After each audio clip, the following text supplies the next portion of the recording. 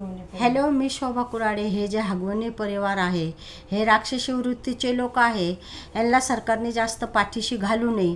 खास करून वैष्णवीची नणंद व सासू यांना फाशीची सजा न देता यांना जन्मठेपेची सजा झाली पाहिजे.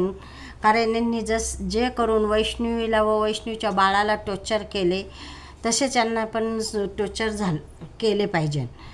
आणि यांना जामीन पण झालं पाहिजे नाही, यांना बेल पण मिळाली नाही पाहिजे. आणि सरकारने यांच्या संग कठोरचे कठोर कायदा केला पाहिजे. वैष्णवीला न्याय मिळण्यासाठी आज ही कोणाची तरी मुलगी आहे, आज त्या मुलीच्या आईवडिलांवर काय बीतत असं हे त्यांना माहिती आहे.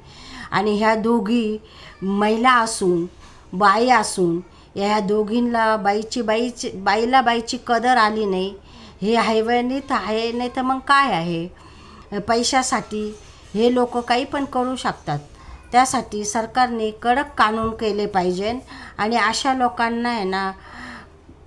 अशा लोकांना कधीच बेलवर आणि जामीनवर सोडू नये, ही नम्र विनंती. कारण काय आहे, हे बेलवर आणि जामीनवर सुटले म्हणजे हे परत त्यांच्या राक्षसी वृत्त दाखवायला तयार होतात. खास करून जे लोक हुंडाबळीसाठी जीव घेतात त्यांना तर सोडलंच नाही पाहिजे. ते खूप लालची लोक राहतात. जास्त करून मोठे लोक, पैशावाले लोक जास्त लालची राहतात.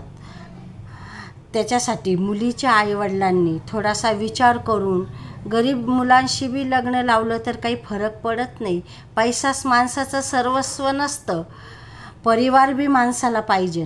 परिवाराशिवाय पैसा नाही, पैशाशिवाय परिवार नाही.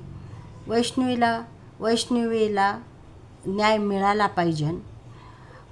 वैष्णवीच्या सासूला व नंदाला त्या एक स्त्रिया असून त्यांनी त्या स्त्रीसंग एवढं कृत्य केलं, त्यांना जन्मठेपेची सजा झाली पाहिजे. फाशीचे सजेने काय आहे, ते लगेच मरून जातील. त्यांना कळणार नाही की आपण कोणाला कसं टॉर्चर केलं. ते त्यांना कळालं पाहिजे की आपण आपल्या लहान नातवासंग व सुनासंग कसं वागलो, हे त्यांच्या लक्षात आलं पाहिजे. अशा पैशाच्या लालची लोकांना जेलमध्ये सुद्धा पैसेच खाऊ घातले पाहिजे, अन्न नाही खाऊ घातलं पाहिजे. तेव्हा त्यांना कळन की माणसाची किंमत काय आहे आणि अन्नाची किंमत काय आहे.